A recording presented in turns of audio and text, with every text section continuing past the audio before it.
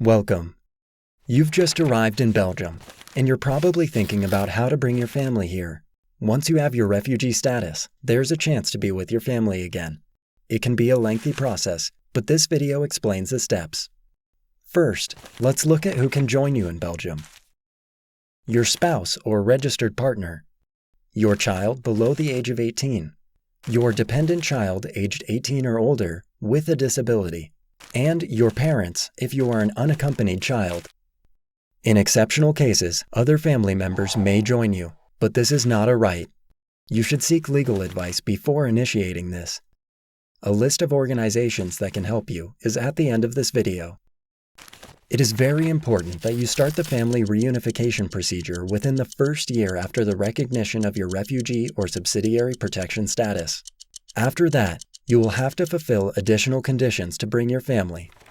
You will have to prove you can support yourself and have adequate housing and health insurance. The process can take up to 9 months or 15 months in exceptional cases. To apply for a D visa for family reunification, your family members have to go to the Belgian embassy or consulate in the country they live in. But if there is no embassy where they are, they may have to travel to one of the neighboring countries.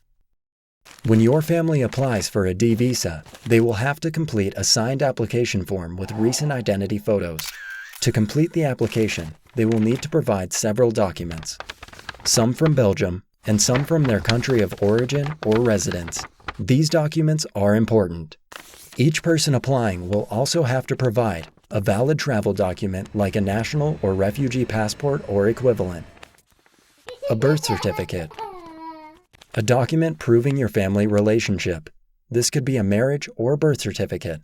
In some cases, the embassy may ask you to take a DNA test, possibly an extract from the criminal record if your family member is older than 18, as well as a medical certificate from a doctor from the Belgian embassy.